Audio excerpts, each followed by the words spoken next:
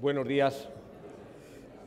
Tenemos hoy la satisfacción de volver a tener un encuentro de nuestros desayunos, como son,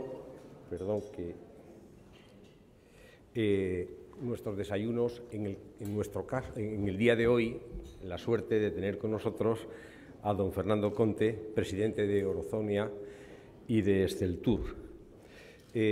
Van a intervenir como presentador Andrés Orozco, que es presidente de la Asociación de Directivos Ejecutivos de Canarias. Y además tener la suerte de tenerle con nosotros, porque siempre le tenemos en distancia, hoy le tenemos en la proximidad. Muchas gracias, Andrés, por estar aquí.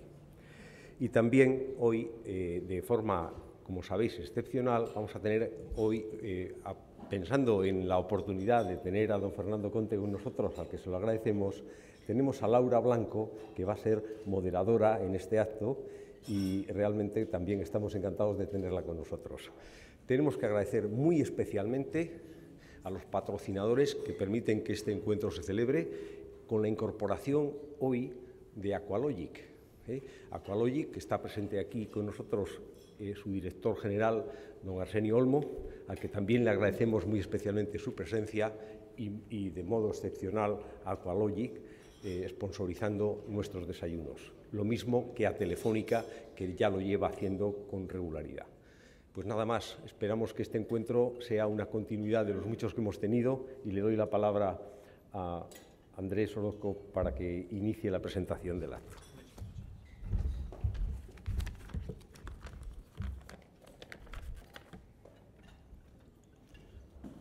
Señoras, señores, muy buenos días. En primer lugar, darles la bienvenida, como ya ha dicho Manuel, a este desayuno de la Confederación Española de Directivos y Ejecutivos de España. Yo quisiera agradecer personalmente pues, que se haya contado conmigo para hacer la presentación de un conferenciante de la talla de Fernando Conte, sin duda alguna una autoridad mundial en el mundo del turismo. Y quiero también, en el capítulo de agradecimientos, pues cómo no, darle la bienvenida a Aqualogic como patrocinador de estos desayunos, así como a Telefónica, que nos viene acompañando desde hace muchísimos años. Hay una frase de Fernando Conte que yo suscribo totalmente y que él en alguna ocasión se la ha oído repetir, y es aquella de turismo somos todos. Yo diría somos todos y lo hacemos entre todos, ¿no? Y en el caso especial de Canarias, comunidad en la que yo vivo y afortunadamente trabajo también, pues quiero pensar que no solo turismo lo hacemos todos, turismo lo hacemos todo, y en Canarias turismo es casi todo, porque de hecho pues representa algo más de un 66% del Producto Interior Bruto de la comunidad. En esta conferencia que nos va a hacer Fernando Conte, con un título enormemente sugerente, ¿no? Los retos pendientes del turismo. Pues a mí me gustaría, y ojalá sea así, que dentro de esos retos, pues Fernando nos quiera alumbrar una posibilidad de que este motor, este factor enorme que tiene España, este sector que representa el 11% del Producto Interior Bruto español, pues sea uno de los motores, sea una de las locomotoras que nos saque de esta crisis que ya lleva con nosotros pues algo más de 5 años, ¿no? Baste un dato para tomar la dimensión que tiene el sector turismo, pensar que de 100 euros que pueda producir el sector, pues algo más de 69 euros inducen hasta otros sectores de la economía. Es decir, alguien da más en este mundo de la economía. Pensemos que el turismo es algo muy innato de los españoles. Hacer turismo lo venimos haciendo desde hace muchísimos años. Si bien es cierto que el turismo hay que apoyar a este sector. Es un sector que, imagino que Fernando nos hablará de ello, pero es un sector donde es necesaria una homogeneización de las normativas, una flexibilización de estas normativas, posiblemente también una fiscalidad especial y también, por supuesto, una seguridad jurídica que en el caso de las Islas Canarias pues ha sido determinante para poder impulsar y para poder continuar con este sector. Yo, sin más, paso a relatar un currículum de Fernando Conte enorme, pero he querido, ceñirme a lo que yo entiendo que es lo más significativo, ¿no? Él en este momento es presidente de Orisonia y también presidente de Exceltur. Es un español nacido en México en 1950. Ocupa desde julio del 2010 la presidencia de Orisonia, que es sin duda uno de los mayores grupos turísticos europeos y que está presente prácticamente en toda la cadena de lo que significa el turismo en sí, tour operación, destino, etcétera, etcétera. Yo antes comentaba con Fernando que como presidente de Orisonia tiene tal cantidad de líneas a través de las cuales se desarrolla uno con el turismo, que prácticamente yo creo que todos los que estamos aquí alguna vez, de alguna u otra manera, hemos sido clientes de Orisonia. Yo, desde luego, me siento así, porque dentro del buscador de rumbo, bueno, pues estoy todo el día enganchado cuando hay una posibilidad próxima de coger vacaciones. Fernando Conte inicia su trayectoria profesional en la multinacional suiza ABB, especializada en tecnologías eléctricas y automatización. En el año 2003 fue nombrado presidente ejecutivo de Iberia y desempeñó este cargo hasta el año 2009, compaginándolo con otras funciones enormemente importantes, como fue la pertenencia al Consejo de la IATA, también la presidencia de la Comisión de Auditoría, la Alianza de Aerolíneas oneworld y también la Asociación Europea de Aerolíneas. Fernando Conte es ingeniero de ICAI, porque también él quiere que así se sepa, está muy orgulloso de su pertenencia y de su paso por esa universidad. Está casado, tiene 2 hijas, hace turismo, pero también cuando tiene un rato libre pues se refugia en Vera, Almería, y bueno, cuando el tiempo se lo permite, pues también me dice que empieza a practicar el golf, empieza a jugar al golf y que es un excelente jugador de buff. Muchísimas gracias. Fernando, cuando quieras.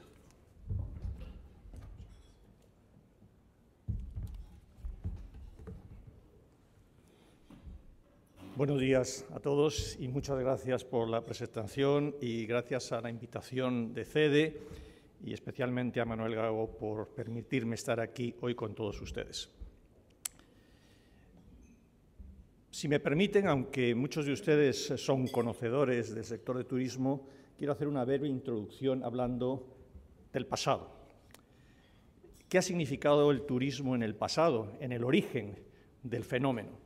Pues evidentemente significó riqueza, pero significó además cosas muy importantes en el punto de vista social, como la apertura de nuestra sociedad a influencias de fuera después de décadas de aislacionismo económico y cultural. Si vamos ya a un término histórico más reciente y nos concentramos en la evolución del turismo a partir del año 2000, después de décadas desde este origen que he relatado, en el cual el turismo fue aportando valor económico claramente a España, desde el año 2000 hemos visto que ha habido una caída generalizada de la actividad turística, primero a partir de los atentados de septiembre, del 11 de septiembre de 2001, pero después, además de recuperar, siempre estuvo aportando al PIB del país en menor medida del crecimiento del propio PIB del país. Es decir, el peso del turismo en la economía española fue gradualmente reduciéndose en esta década. Esto tuvo un culmen en el año 2009, en el cual la caída del PIB turístico fue del 8,3%, cuando el resto de la economía cayó el 3,7%. En 2010 se produjo una inflexión. Esta situación de una caída del PIB turístico respecto al PIB del país dio la vuelta y el PIB turístico del año 2010 creció un 1%, mientras el PIB del país caía un 0,1%. Esta tendencia se acrecentó en el año 2011 con unas estimaciones, todavía estimaciones, pero bastante acertadas, creemos nosotros, en que el PIB turístico creció un 2,6%, casi 3 veces la tasa del conjunto de la economía española del año 2011. Y también experimentó un crecimiento en número de turistas del 8,1%, turistas extranjeros. Con unos índices de ocupación en alojamiento y de gasto por turista que han mejorado considerablemente respecto a otros años, aunque solo en aquellos destinos dependientes del turismo extranjero. Luego haré una pequeña reflexión en torno a estas cifras positivas, pero cómo estas cifras se han distribuido en un aumento notable del gasto en turistas extranjeros. Sin embargo, el turismo interior ha caído respecto a los otros años. Para el año 2012, un año difícil, no tenemos todavía una estimación certera, porque todavía estamos pendientes de saber cuál va a ser la evolución de los crecimientos de las economías de los países emisores, que es un elemento clave. Pero lo que sí tenemos claro, de la propia economía española, que también hay una incertidumbre, estamos hablando de que empezamos a discutir caídas del PIB del 0 y pico %, ahora estamos discutiendo de caídas entre el 1,3 y el 1,7%, vamos a ver en qué terminamos. Pero lo que sí estamos seguros es que de nuevo el PIB turístico va a experimentar una evolución que va a ser más positiva que la evolución del PIB del país. Sin embargo, y ya empiezo a hacer referencia al título de la charla, el turismo en España también tiene una serie de asignaturas pendientes, muchas de ellas dictadas por el lanzamiento al mercado de destinos emergentes que compiten con nuestro modelo básico de sol y playa. No nos olvidemos que el turismo de sol y playa representa más del 70% del ingreso del turismo en España. Buen ejemplo de estos destinos emergentes son Turquía, Marruecos, Túnez, evidentemente dentro del arco mediterráneo, y que juegan con unas bazas similares desde el punto de vista climatológico, etcétera, a las que hemos estado jugando nosotros durante muchos años. Esto nos obliga a afrontar con un esfuerzo especial un urgente proceso de regeneración y mayor puesta en valor de los recursos que tenemos para competir por diferenciación y por valor añadido. No podemos competir de cara al futuro, desde luego al futuro inmediato, por precios, que ha sido el leitmotiv más o menos de los últimos años, intentando defender el bastión que teníamos. El sector, como antes se ha mencionado, representa más del PIB, más del 10% del PIB nacional y el 12% del empleo total, alrededor de 2 millones de trabajadores en el sector. Y compensa además el 60% del déficit estructural de nuestra balanza de pagos. Eso significa que no abordar estos retos, no hacer nuestros deberes de cara al futuro, sería, yo diría, no solamente una irresponsabilidad desde un punto de vista de los empresarios que estamos trabajando, sino una paulatina empeoramiento de nuestra aportación al PIB de la economía del país, lo cual es bastante grave. Entonces, ¿cómo podemos mejorar la competitividad turística española de manera sostenible y seguir siendo lo que queremos ser, que es la locomotora del crecimiento y del empleo en nuestro país? Pues voy a empezar por un punto que a lo mejor les suena demasiado vago y demasiado genérico, pero permítanme asegurarles que no lo es. Y es que este país tiene que apostar de nuevo colectivamente por el turismo. Y una apuesta que tiene que estar liderada por el Gobierno. Tiene que ser una apuesta con ambición y con altura de miras, con máximo consenso desde el ámbito público y privado y también dentro de los distintos poderes del sector público. Saben ustedes que el Gobierno central tiene ya pocas prerrogativas dentro del ámbito del turismo. Está prácticamente delegado en las comunidades autónomas. Es imprescindible que haya una mayor coordinación entre el Gobierno central, las comunidades autónomas y dentro de las comunidades autónomas. En el foro de Esteltur que se celebró hace pocas semanas, tuvimos el agrado de escuchar, por sorprendente, que el lehendakari del Gobierno vasco afirmó públicamente que él se sentía cubierto por la marca España en muchas ocasiones y que era un gran beneficio para Euskadi. Bueno, oír eso nos ha llegado a satisfacción porque creemos que es el camino que hay que seguir. La marca España es fundamental para todos nosotros. Bien, y otro elemento clave es que tenemos que transformar nuestro objetivo, que ha sido hasta ahora y además es el que se publica por los medios y es el que los políticos utilizan, que es el mayor número de turistas. Siempre estamos obsesionados porque vengan más millones de turistas y no es malo, aunque todos los países y todas las estructuras socioeconómicas e infraestructuras de un país tienen un cierto límite. No estoy diciendo que hemos llegado al límite en España, pero tenemos que cambiar ese modelo a un modelo en que estemos más focalizados en la derrama económica que generan esos turistas que llegan y en los propios turistas los turistas españoles, ¿no? Esta estrategia deberá poner más valor a los objetivos comunes, definir y controlar mejor nuestro futuro turístico. ¿Eso qué quiere decir?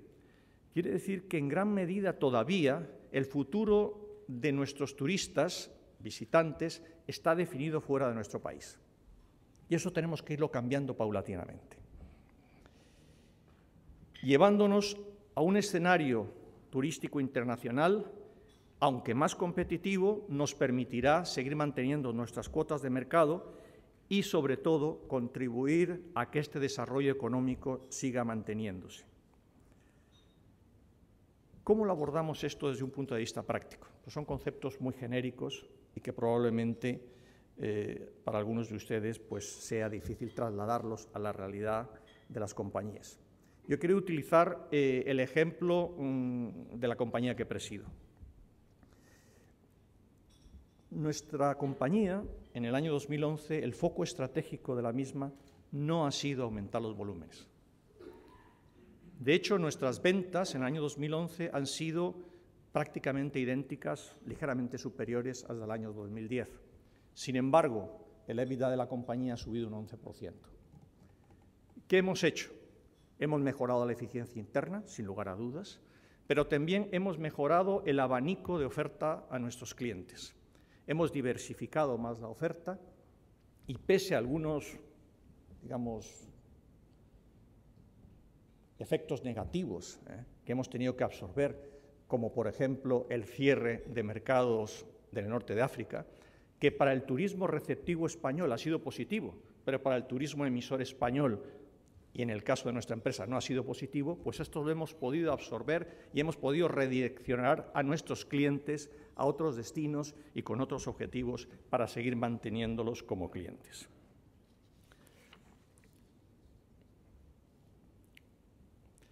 Decía que en la oferta, la demanda hace tiempo que ha superado el modelo exclusivo de Sol y Playa. El modelo estanco de Sol y Playa ha quedado superado. Entre otras cosas porque el cliente quiere cada vez más intercambiar y tener flexibilidad para decidir entre ese modelo y otros tipos de actividades que cada día son más frecuentes, evidentemente la actividad cultural, la de deportes, etcétera.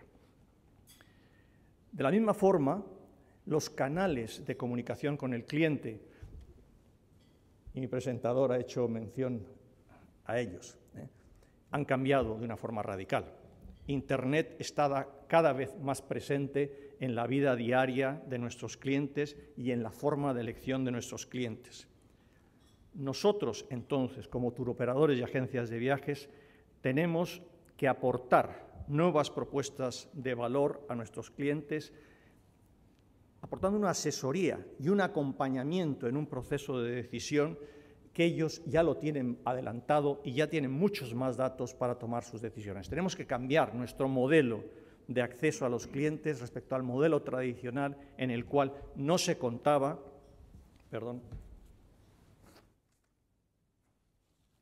con esta información ingente que proviene de Internet. También tenemos que apoyarnos y aprovechar estos nuevos nichos de mercado que antes he mencionado. El turismo deportivo, el cultural, el de salud, que requieren que desarrollemos nuevas infraestructuras, servicios y capacidades. Quiere decir que nosotros también tenemos que ser capaces de ofrecer productos adecuados a estas nuevas inquietudes y nuevas necesidades de los clientes.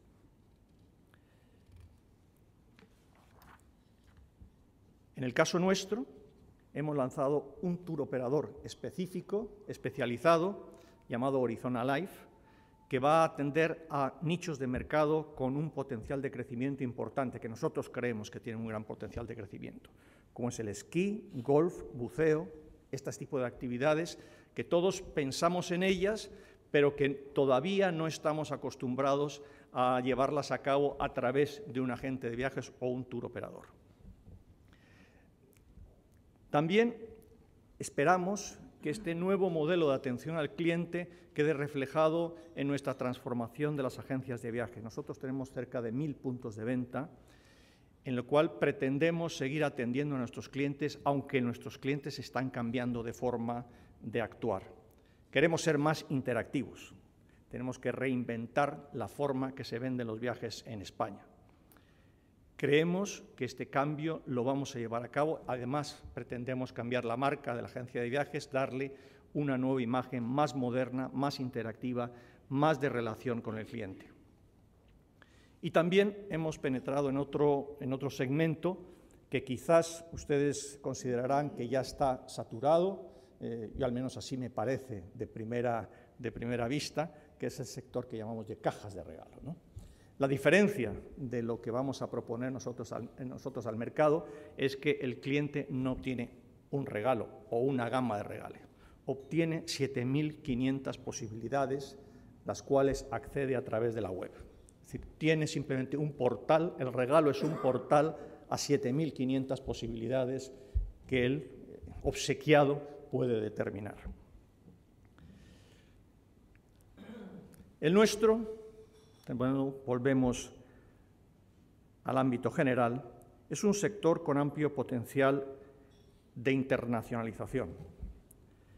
Todos los que estamos trabajando en este sector estamos internacionalizados, porque vamos a destinos que están fuera de España, porque traemos visitantes que no son españoles.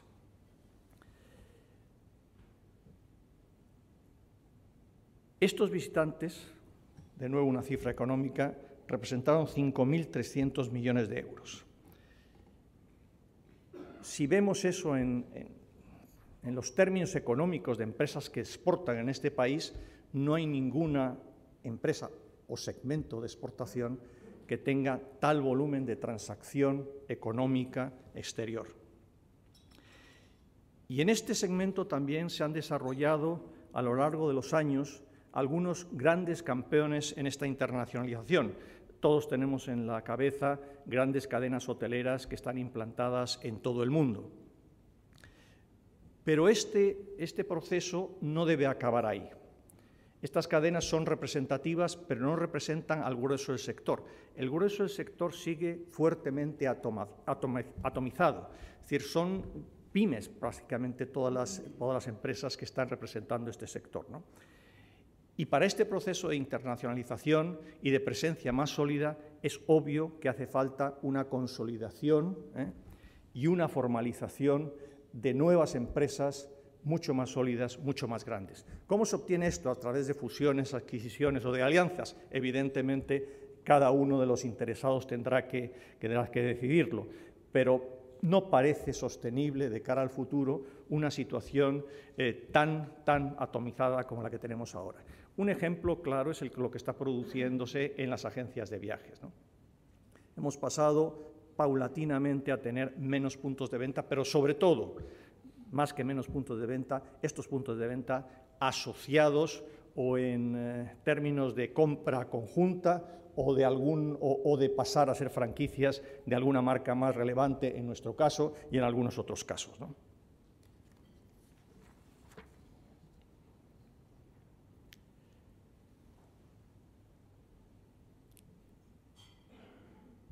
Creo que, de nuevo, Orizonia puede ser un ejemplo interesante en este esfuerzo de internacionalización, especialmente en un ámbito que, voy a poner un ejemplo, que que probablemente para las personas que no están en nuestro sector no es tan conocido, que es lo que nosotros llamamos la actividad del receptivo. No sé si sabemos lo que es, pero es fundamentalmente de encargarse del cliente en los puntos de destino. Y esto, que parece un tema secundario, no lo es. De hecho, es una de las aportaciones de valor más importantes dentro de la cadena del sector turístico, ¿no?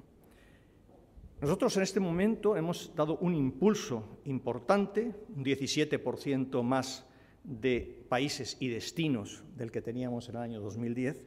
De hecho, ya estamos presentes en 22 países y en 70 destinos. Es decir, podemos enviar a clientes que serán atendidos por personal propio en 70 destinos y en 22 países. Y esto es un elemento también de gran confort para nuestros clientes, por supuesto, pero se pueden imaginar ustedes que también para los clientes que vienen a España o que van a cualquier sitio, sobre todo aquellos clientes, y son muy importantes, de los orígenes emergentes. Es decir, todos sabemos que hay mercados muy importantes, como el ruso o el chino, y probablemente esos orígenes son orígenes en los cuales los clientes potenciales están menos acostumbrados a viajar y tienen más dificultades de interrelación con el destino, ya sea por el idioma o por las costumbres tan distintas, ¿no? Pues esta función, la función de receptivo, va a ser un elemento importante también en nuestra compañía, en nuestro proceso de internacionalización. Y en este camino también hemos firmado alianzas con grupos internacionales muy representativos, como la que hemos firmado con BCD Travel, que es el tercer operador de viaje de negocios a nivel mundial. Y hemos empezado entonces una nueva línea de agencias de viajes con las cuales podemos internacionalizarnos y relacionarnos mejor con nuestros clientes empresa en España, dándoles un servicio más allá de los propios destinos o las propias agencias nuestras, que es utilizando las agencias de BCD Travel. Y para terminar, ya ha estado mencionado nuestra apuesta online. Todos estos paquetes y esta intercomunicación con el cliente, que creemos que puede seguir siendo tradicional, seguimos apostando por las agencias de viaje tradicionales, pero cada vez más se van a ver influidas por el comercio online. Nosotros estamos apostando claramente por el comercio online. Rumbo o viajar.com son dos ejemplos accesibles para todos ustedes y que son conocidos. Pero quiero mencionar, y quiero acabar prácticamente con esto, con un elemento que probablemente no es tan conocido. Nuestra turoperación, que es la parte más importante de nuestro negocio, somos el turoperador más importante de España, el 80% de sus transacciones son online. Probablemente hay pocos negocios en el país, y diría en Europa, que el 80% de sus transacciones son online. El problema, o la diferencia y la falta de conocimiento público es que estas transacciones son B2B.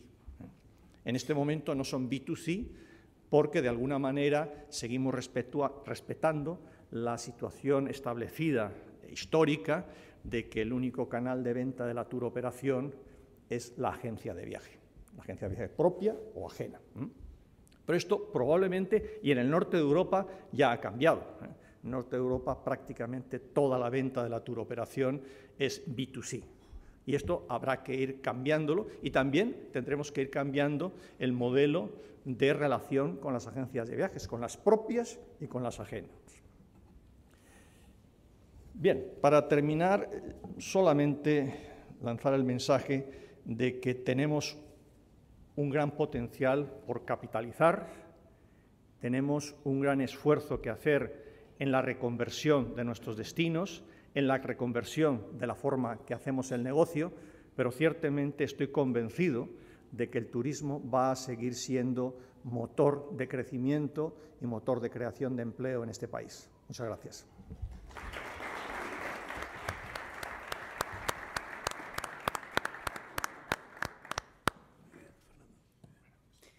Bueno, pues si les parece, muchísimas gracias por su asistencia. Don Fernando, muchas gracias por la charla.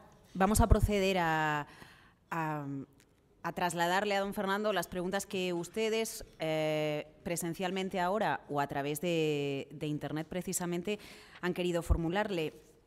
La pregunta más repetida de todas las que ya nos han llegado tiene que ver con la reforma laboral, porque claro, un sector que aporta más de un 10% al Producto Interior Bruto español y está tan ligado a la estacionalidad en muchas comunidades autónomas españolas, bueno, pues sin duda genera mucha expectativa la repercusión que pueda tener sobre este sector. Xavier Barrachina, de Clotet Comunicación, le pregunta precisamente por esa opinión que le merece la recién aprobada reforma laboral. Las peculiaridades del sector turístico, dicen, hace que la flexibilidad sea un elemento clave para la competitividad. ¿La reforma puede facilitar la labor de los empresarios del sector? Y si me lo permiten, yo añadiría otro punto. Dicen los economistas que España tiene que ser más competitiva y que uno se vuelve más competitivo de buenas a primeras si baja los costes laborales. A mí me preocupa que si se bajan los costes laborales perdamos calidad en la oferta turística que damos también en España. Muy bien. Vamos a ver, primero, la valoración que hemos hecho de la reforma laboral, sin lugar a dudas, es positiva, lo cual no quiere decir que se ha llegado a donde nos gustaría haber llegado. El sector turístico, y se ha mencionado aquí, pero yo quiero hacer un poco más énfasis, es altísimamente cíclico. O sea, no es cíclico a lo largo del año, es cíclico a lo largo de los meses, es cíclico a lo largo de las semanas y es cíclico dentro del día. Y esto implica que necesitamos una flexibilidad total a la hora de contratar. Y esto creemos que se ha dado un paso importante. En algunos aspectos muy técnicos, pero que quizás es conveniente mencionar, probablemente no estamos muy satisfechos. Por ejemplo, en el tema de la ultraactividad. Aquellas empresas que tienen convenios que están siendo discutidos, que ya llevan años discutiendo el convenio y que uno de los escollos ha sido la ultraactividad, se enfrentan ahora a que tienen 2 años más de seguir las discusiones antes de llegar a una conclusión. Nos gustaría que la ultraactividad se hubiese aplicado de otra forma, pero tengo que insistir que la valoración general del sector de la reforma laboral ha sido positiva. Desde el punto de vista fiscal también hay varias consultas. ¿Qué sucede con la posibilidad de aplicar, se habló mucho en la precampaña o durante la campaña electoral, de aplicar un IVA reducido, de tantear esa posibilidad? Y dicho de otra manera, el IVA que tenemos en España en relación a otros países de la Unión Europea es más bajo. Ahí es donde se dice que todavía hay margen de maniobra. Si se subiese, para un turista extranjero que viene a España con un concepto de es un país asequible, es un país barato, también podría erradicarse, ¿no? Entonces, ¿qué esperan ustedes al respecto? Vamos a ver, nosotros antes de las elecciones insistimos mucho a los partidos políticos respecto a la necesidad de una bajada del IVA turístico, de las actividades del sector turístico. Entre otras cosas porque países competidores que son limítrofes, como es Francia, tiene un IVA más reducido que el español. Luego, creíamos que era necesario y además es una forma de aumentar la competitividad del sector que en términos económicos para el Estado no va a resultar una merma, porque al aumentar la actividad económica al final hay otras formas que se recuperan los insumos económicos para el Estado. Luego, no había problema en ese sentido. De hecho, el candidato Rajoy tomó esa bandera y públicamente en muchas ocasiones dijo que lo iba a hacer. La verdad es que una vez llegado al Gobierno y vista la circunstancia económica del país, no ha podido tomar esa medida. Y en cierta forma lo entendemos, porque creemos que el objetivo fundamental del Gobierno en este momento de reducir el déficit es un buen objetivo. Dicho esto, no cejamos en nuestro empeño de que el IVA turístico se reduzca. Creemos que es justo y creemos que lo debemos conseguir. ¿Cuándo? Cuando la función del déficit tenga otra característica, creemos que será el momento. Seguimos insistiendo en ello y creemos que lo vamos a conseguir. ¿Qué opinión le merece la posible implementación de una tasa turística? Se lo pregunta Bruno Ayé, de Magma. Bueno, vamos a ver. Estamos diciendo ahora mismo que deseamos e insistimos en reducir el IVA. Evidentemente, cualquier elemento fiscal en el sentido contrario nos parece muy mal, muy mal. Realmente hay una percepción, de hecho algún político se ha expresado así, de que 3 euros al día, eso no influye en la decisión de un cliente. Pues créanme ustedes que sí. Hombre, evidentemente, si el empresario absorbe esos 3 euros, no. Pero es que ya tenemos una situación de competitividad que antes he descrito de una forma muy somera, difícil. Tenemos que competir con costos laborales y de todo tipo, muchos más altos que los destinos emergentes actuales, y eso significa merma de los márgenes de las empresas. Si ahora tenemos que absorber a través de estos aumentos fiscales más costos sin traducirlos al mercado, ciertamente va a ir mal. Y repito, los clientes se mueven por 3 euros al día. Tenemos que estar seguros de eso. No por 3 euros, por muchos millones más se mueve el Gobierno para reducir el déficit. Claro. Sabemos que el Ministerio de Fomento tiene un plan precisamente para ajustar las cuentas.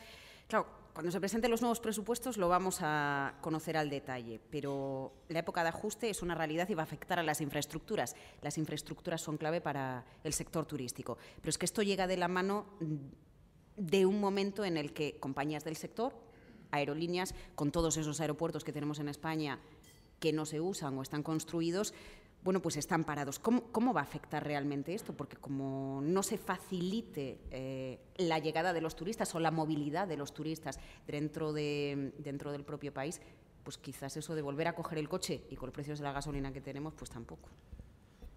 Lo digo porque si nos movemos por 3 euros al día, más nos moveremos por tener que llenar un depósito o por tener que pagar 50 euros más en un billete de avión. Sin lugar a dudas, o sea, de hecho el gran éxito de las líneas aéreas de bajo coste ha sido el precio, no ha sido el servicio que prestan.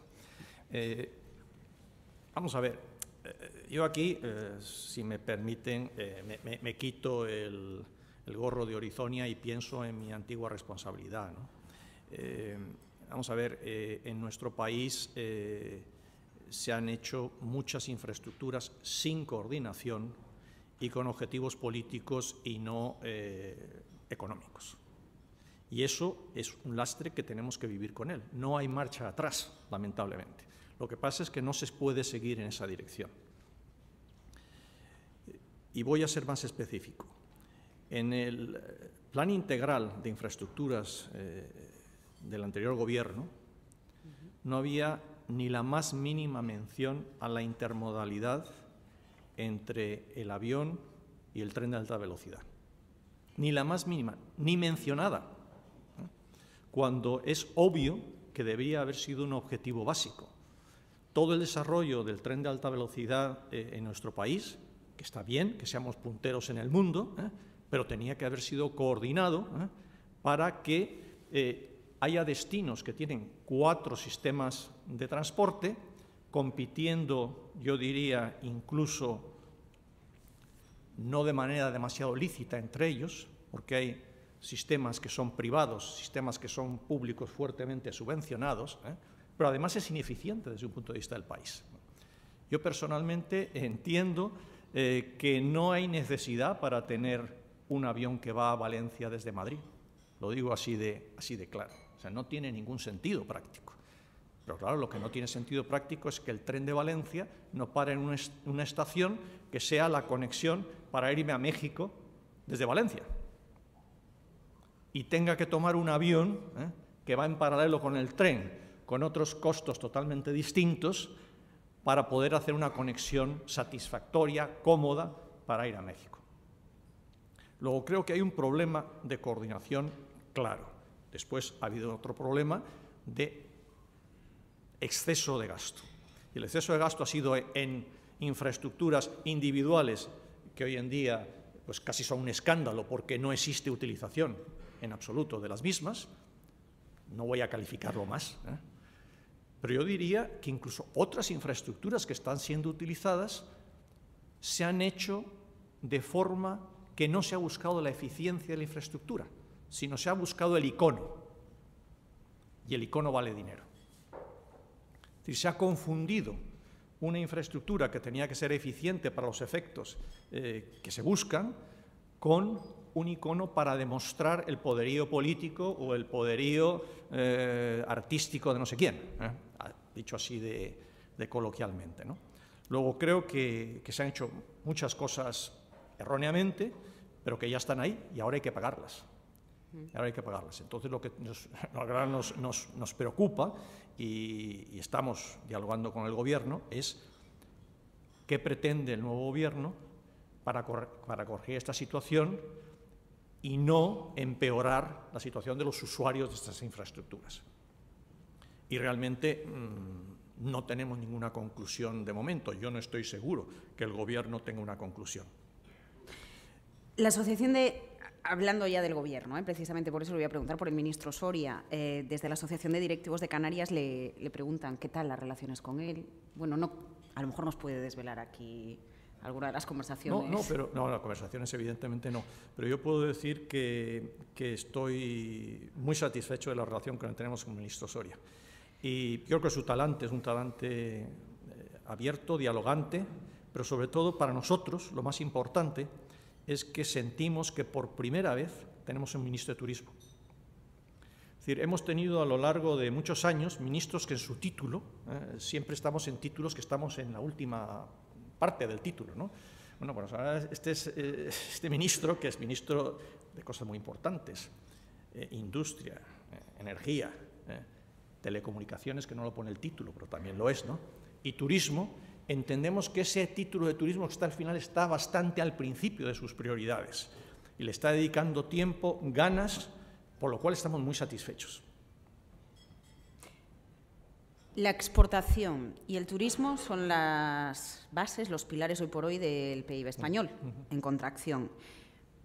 Intenciones hay, pero a ver, ¿qué se va a hacer para intentar apoyar realmente a dos de los sectores que están sosteniendo la economía española? Porque si no fuera por el turismo y no fuera por la exportación... Estamos haciendo muchas propuestas, Lo que pasa es que, como he intentado explicar en mi presentación, algunas propuestas implican cambios en la forma de hacer las cosas. Y todo cambio es difícil de asimilar y es difícil de afrontar. Voy a poner un ejemplo concreto, ¿no? Tradicionalmente, el sector turístico se ha movido en relación con el Estado dentro del ámbito de la promoción exclusivamente. Le interesa mucho que se conozca en los orígenes de los clientes que existe un destino que es España o un destino que es X ciudad en España, ¿no?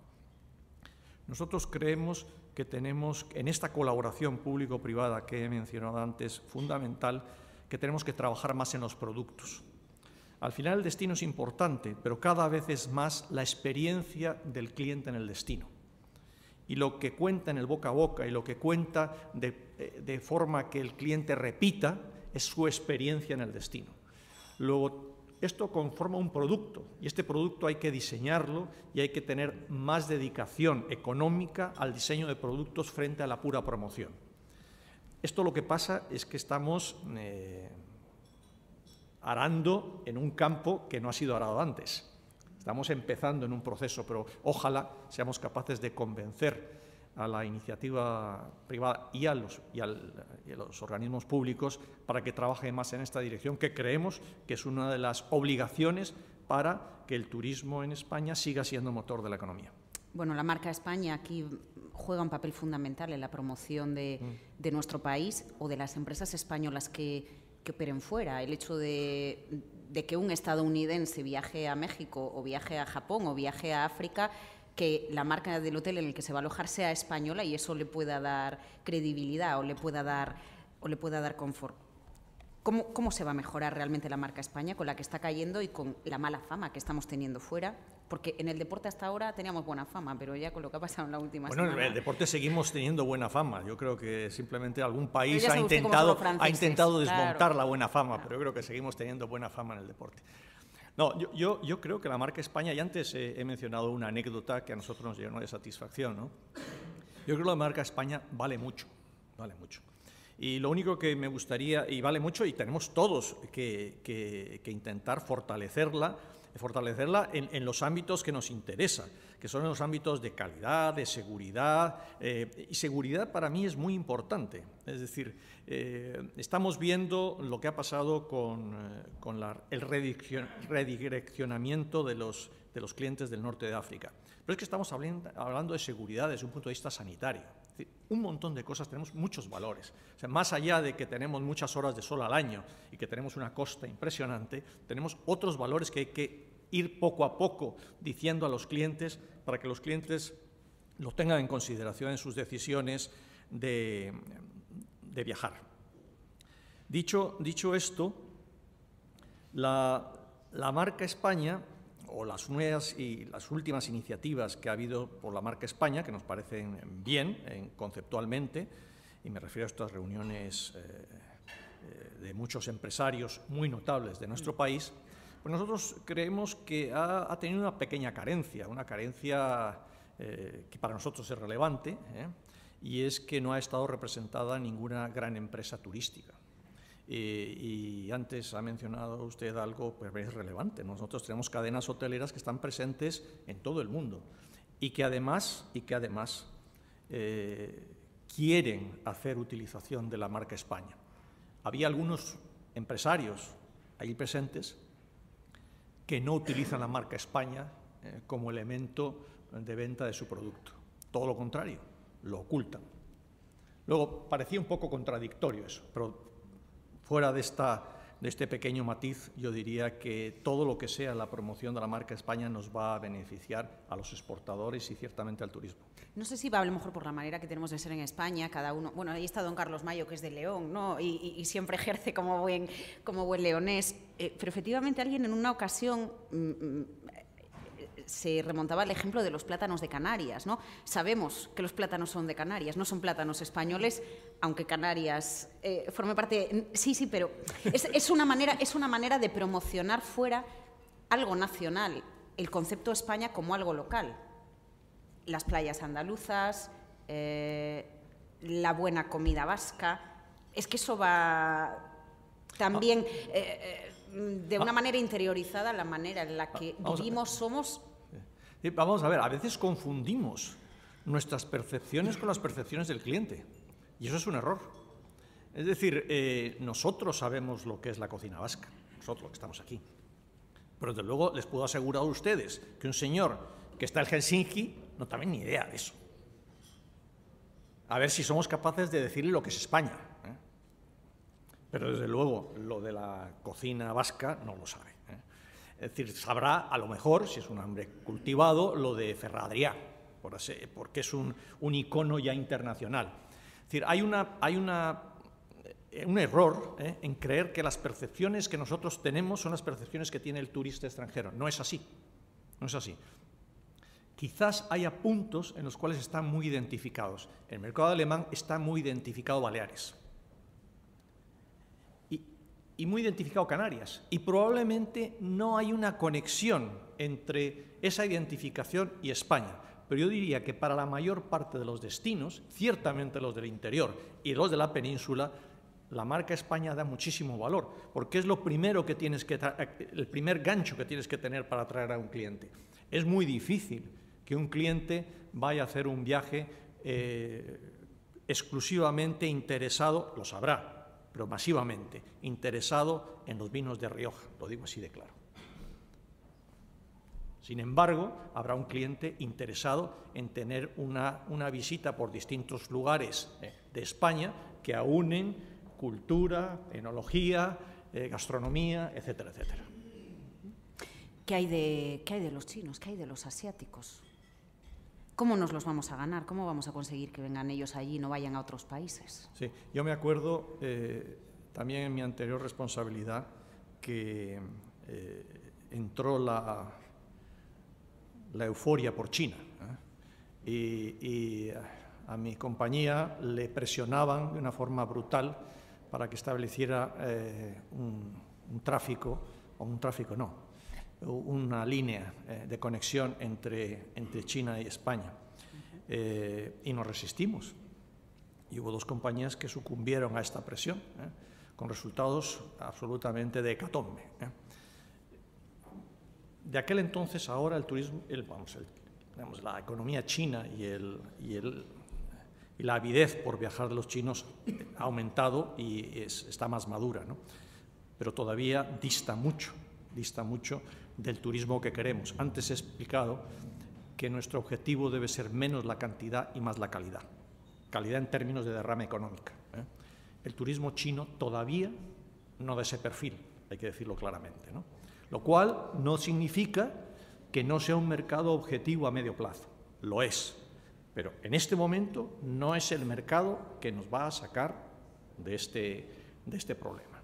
Sin embargo, hay otros mercados que ahora se habla un poco más, pero hace 2 años no se hablaba, y yo sí hablé de ellos, ¿eh?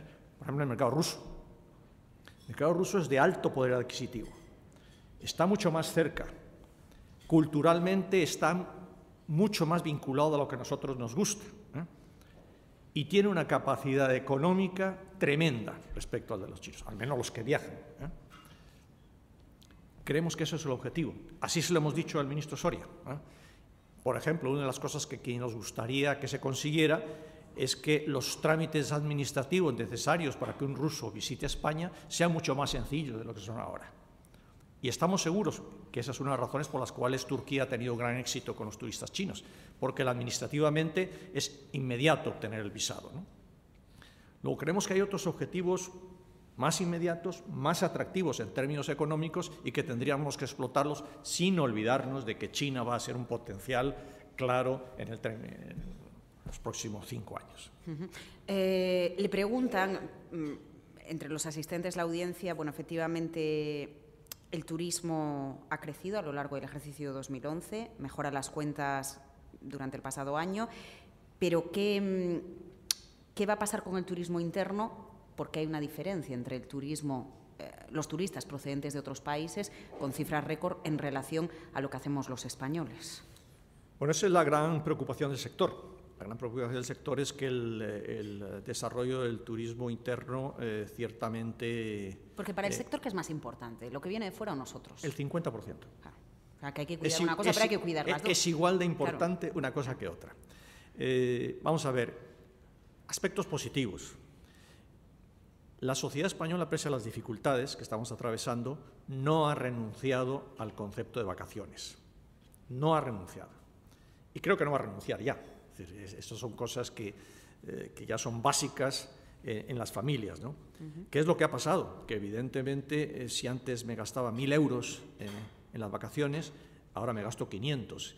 Y si me iba a Cancún, pues a lo mejor me voy a Málaga, ¿eh? Es decir, hay una contracción del gasto, pero no hay la eliminación del concepto, que eso es lo más importante, ¿no?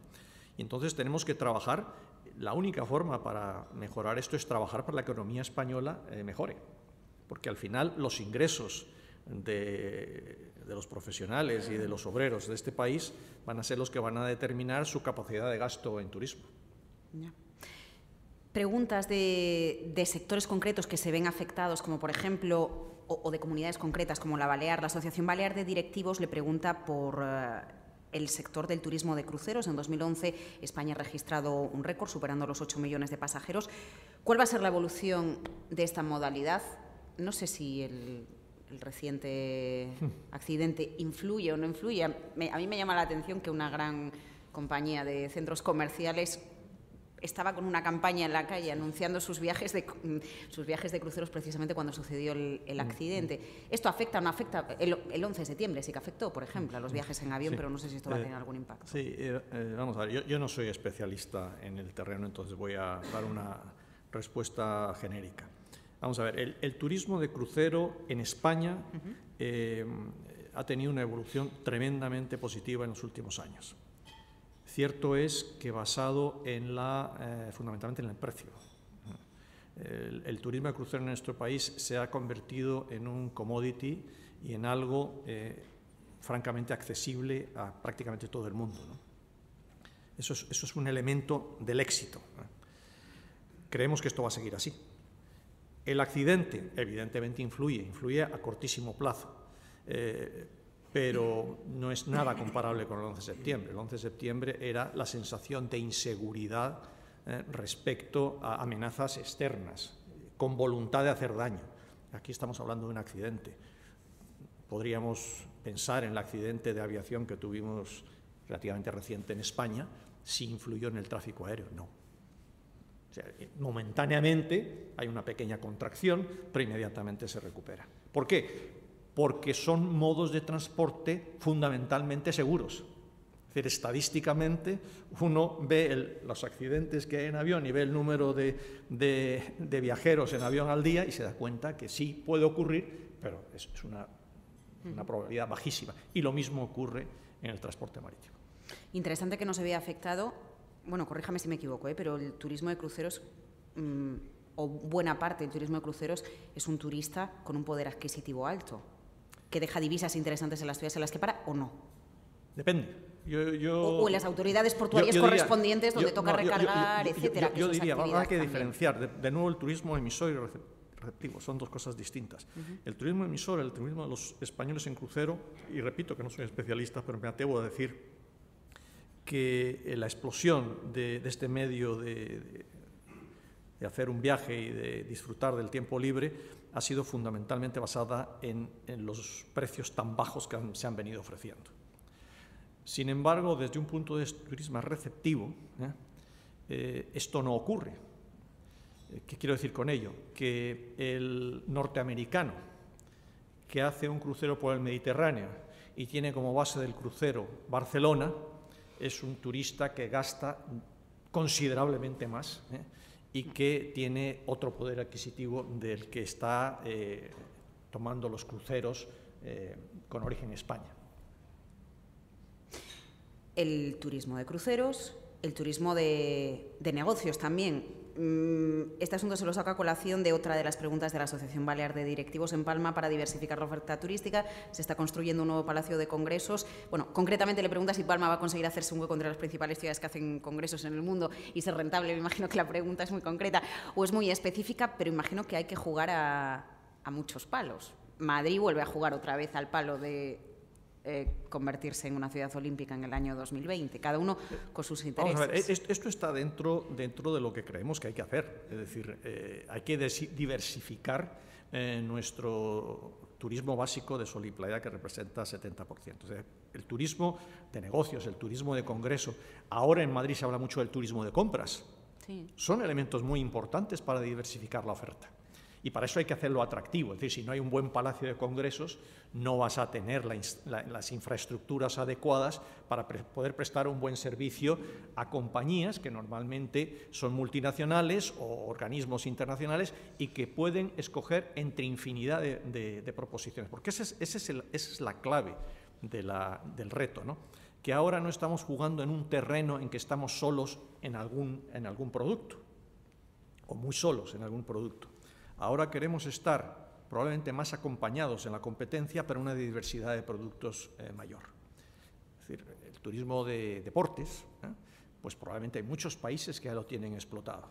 Nosotros tenemos unas ventajas de tipo climatológico para exportarlos, para venderlo. Tenemos que ser más conocidos en eso. Claro. Estaba pensando cuando hacía referencia a que cada uno tiene su oferta al concepto de globalización, porque la globalización está muy bien, pero bueno, no sé qué opinan ustedes. La globalización tiene una pega, y es que vayas a París, vayas a Berlín, vayas a Madrid, vayas a Nueva York o vayas a México DF, en muchas ocasiones te encuentras con lo mismo. Y a veces cuando una persona quiere viajar, lo que quiere es algo completamente diferente. ¿En qué punto la globalización está llevando a la homogenización de los destinos turísticos y eso nos puede perjudicar? Sí y no. Sí y no. Creemos también que un elemento fundamental en esta cadena de valor del turismo es la propia sociedad. La sensación de acogida que tiene un turista cuando va a un determinado sitio es fundamental. Y eso tiene que ver con parámetros sociales y con la propia aprendizaje y cultura del país. Yo quiero hacer referencia, no voy a hablar de España, pero quiero hacer referencia a un país que no había visitado y visité hace relativamente poco, Perú. Para mí fue una gran sorpresa. Un país que hace 20 años, yo he vivido en América durante muchos años, no estaba en el radar de nada de esto. Resulta que es un país mentalmente preparado para el turista. Todo el mundo está en la maquinaria de agradar al turista. No de ser, vamos a decir, servil, sino de agradar al turista. Y eso que en España fue así durante mucho tiempo, probablemente en algunos casos lo hemos ido perdiendo poco a poco. Y esto hay que recuperarlo. Hay que recuperar con ese eslogan de turismo somos todos, tenemos que recuperar la sensación de que el turista no es alguien que nos viene a agredir, sino que es alguien que viene a disfrutar de lo mismo que disfrutamos nosotros y que tenemos que acogerlo. Para eso también va a ayudar el que el nivel del turista que nos visite aumente. Claro. Don Fernando no sabía las preguntas que ustedes le habían formulado, pero es que le preguntan por eso. Turismo somos todos, ¿cómo hacerle llegar ese mensaje a una persona que ve al turista como alguien que satura los servicios en los meses de verano? Sí, bueno, es lo que he dicho, ¿no?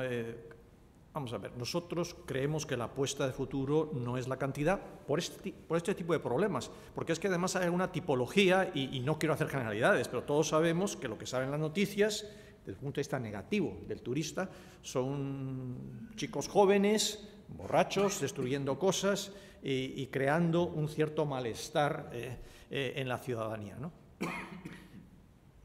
Es una anécdota, pero es lo que se ve. Nosotros apostamos por un turista que tenga otro nivel, que tenga capacidad de gasto y que promueva la economía del país. Si hay un mínimo de sensatez en la sociedad española, tiene que haber una reacción clara de acogimiento como alguien que viene a ayudarnos. No hay ninguna duda. Y, por lo tanto, hay que servirlo adecuadamente. Dependemos mucho de lo que vaya a pasar con las economías europeas. Los alemanes empiezan ya a entrar en la parte difícil. Ha jugado, entre comillas, a nuestro favor los problemas que han tenido lugar el año pasado en el norte de África. Cuando este escenario cambie, cuando la economía alemana de aquí a 6 meses vaya peor y se tranquilicen las revueltas en el norte de África y esté la cosa más tranquila, ¿vamos a estar preparados para...? Por ejemplo, don Carlos Mayo pregunta, por poner ideas concretas para el sector. Con la que está cayendo y con la cantidad de viviendas vacías que hay en España, ¿se puede plantear la posibilidad, o los hoteleros ni de broma harían esto, de buscar una oferta conjunta de alquiler para dinamizar la economía española e intentar atraer al turista extranjero, o es lo que no quieren ni escuchar los hoteleros? Vamos a ver, esto yo creo que fundamentalmente ya lo estamos haciendo y no tiene un impacto demasiado positivo. Vamos a ver, en las derramas económicas de cada uno de los orígenes se nota claramente aquellos turistas que vienen con todo puesto, vamos a decirlo coloquialmente así, ¿no? Y los que no. Y evidentemente el venir como turista a nuestro país a disfrutar de una vivienda propia o una vivienda cedida por un amigo o alquilada en mercado negro por un amigo, pues frente a un turista que viene a alojarse en un hotel como este, pues la diferencia es abismal. Entonces yo creo que eso es un camino que no deberíamos recorrer, o sea, esta idea que estamos diciendo ahí, ¿no? Impacto futuro de la situación de inestabilidad en el norte de África. La verdad es que creo que ninguno de nosotros tenemos una percepción de que la tranquilidad y la estabilidad que existían hace 2 años en esos países se va a recuperar de forma inmediata. Luego, este año no hay ninguna perspectiva en ese sentido. Los turoperadores principales europeos ya han decidido canalizar sus clientes al mercado español, fundamentalmente. Luego, este año las cartas están echadas, ¿no? El año que viene, yo no lo sé, pero a mí me cuesta mucho pensar que en un año todas las incertidumbres que hay en estos países se van a resolver. De hecho, en algunos países se están recrudeciendo, como todos conocemos, ¿no? Dicho esto, sí vamos a vernos afectados por la debilidad de las economías de los países emisores. No obstante, es una debilidad relativamente mejor que la que tenemos nosotros. Luego, no estamos tan preocupados con el turismo receptivo como estamos preocupados con el turismo interno.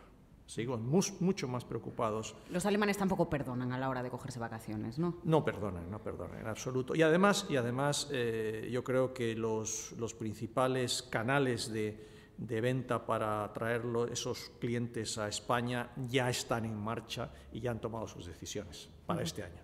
Haciendo referencia al turismo nacional, al turismo español, quizás es el turismo nacional uno de los principales receptores de un establecimiento como son paradores nacionales. Ahora que se habla tanto de que privatizar y que no privatizar, ¿se moja o no quiere?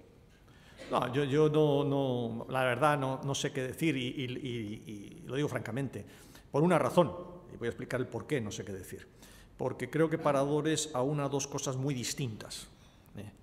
Una cosa es el negocio del alojamiento, que probablemente no es el mecanismo más eficiente para tener un buen negocio de alojamiento, pero también tiene otra pata muy relevante, que es la de conservación y restauración de un patrimonio cultural importantísimo. Esa pata no es fácilmente sustituible, la verdad. Es decir, todos sabemos que hay cadenas privadas en palacios del siglo XVI, incluso en sitios muy peculiares, ¿no? Pero la labor que ha hecho Paradores en la recuperación de patrimonio histórico y artístico es tremenda, ¿no? Entonces es muy difícil ver cómo se puede compatibilizar ambas cosas. Separarlo, una gestión privada de algo público, no lo sé, la verdad. Hoy el país protagonista es Grecia, porque ya por fin en Bruselas se han puesto de acuerdo. Es un país turístico por excelencia. Nosotros somos receptores de turistas, pero también emisores de turistas. Desde el punto de vista de un país emisor también de turismo, que conoce mucho el turismo y también tenemos muchas bondades culturales aquí, ¿cómo cree usted que debería hacer las cosas Grecia para conseguir atraer más turistas e intentar aupar una economía que no sé si tiene solución o no la tiene? Me parece que darle recomendaciones a Grecia, con la cantidad de recomendaciones que deben estar recibiendo todos los días y todas las horas del año, me parece que... No, pero llama la atención, por ejemplo, el hecho de que los museos cierren días, muchos días al año, cuando aquí recientemente además en Madrid hemos visto cómo han cambiado los horarios. Los que tienen... Grecia ha sido tradicionalmente un competidor para España, ¿no? Por sus playas, por su mar. Los que tienen una opinión mucho más fundamentada que yo hablan ya de un Estado fallido, ¿eh? Es decir, que son palabras muy duras y muy importantes, ¿no? La verdad es que lo que uno oye, y vamos a ver, Grecia siempre lo hemos visto, al menos yo, esto como algo bastante folclórico, ¿no? Pero cuando uno escucha lo que escucha hoy de las interioridades de ciertos mecanismos sociales que existen en el país, realmente uno se asombra, ¿no? Y es obvio que esto es insostenible. Si van a ser capaces de digerir este proceso tan brutal, yo la verdad no lo sé. Sobre Orizonia, le preguntan si tienen previsiones ustedes de salir a bolsa. Bueno, vamos a ver. La propiedad de Orizonia, como todos ustedes saben, es muy peculiar. Son empresas que invierten para luego, cuando el momento es oportuno, desinvierten. En el caso nuestro son unos inversores muy cualificados y además muy profesionales, y evidentemente en estas circunstancias económicas pues no es el momento de pensar en ello, es el momento de pensar en la mayor eficiencia y la mayor creación de valor dentro de la empresa. Cuando la situación económica varíe, evidentemente se podrán plantear, entre otras opciones, la salida a bolsa. Ya. ¿Sabe usted que ahora ya está en el ámbito de los viajes hay redes sociales para poner en común los destinos, que sí, que no? Sí. Esto es un elemento más a tener en cuenta en Internet, sin lugar a ¿no? dudas, sin lugar a dudas. Eso tiene que ver con la explosión de Internet y tiene que ver con la mayor facilidad de comunicación que tenemos hoy en día, ¿no? Pero permítame un comentario muy personal. Yo muchas veces cuando leo comentarios a través de estas redes sociales, me hago la pregunta hasta qué punto estos comentarios son verdaderos o no. Es decir, son provocados, son personas que incluso organizaciones que quieren condicionar las cosas de una forma artificial, no lo sé. Es decir, simplemente me produce una cierta inquietud la falta de transparencia que existe en todos estos canales que hoy en día se le están dando tanta importancia. Yo creo que son relevantes, que están aquí para quedarse, pero tengo esa inquietud a título personal. Esos son los community managers, ¿no?, que se dice ahora. Sí, son los que se encargan de canalizar los mensajes. Bueno, pues agradecemos la presencia de don Fernando Conte en este desayuno. No sé si alguno de ustedes quiere formular alguna pregunta que haya quedado sin dar respuesta, más o menos. Bueno, he intentado canalizar todas las que ustedes querían formular. Muchísimas gracias. Gracias a ustedes.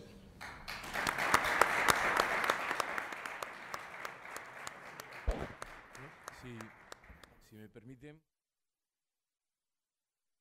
Confederación Española de Directivos y Ejecutivos, por supuesto agradecerles a todos su presencia en este acto, agradecer nuevamente a Aqualogic y a Telefónica su participación como patrocinadores del encuentro y, por supuesto, a Fernando Conte, felicitarlo.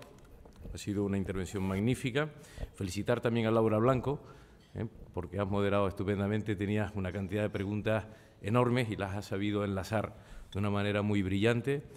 Y, Fernando, yo creo que nos quedamos todos con ese buen sabor de boca, sabiendo que tenemos un sector que está vivo, un sector que está muy interiorizado en España, en nuestro país, y un sector que se está moviendo y que las perspectivas son buenas. Por tanto, ese 11% del Producto Interior Bruto, ese 12% del empleo en España, de alguna manera está garantizado, y confiemos en que sea realmente el motor que nos saque de esta situación desagradable para todos. Muy buenos días y nuevamente felicidades, Fernando. Gracias.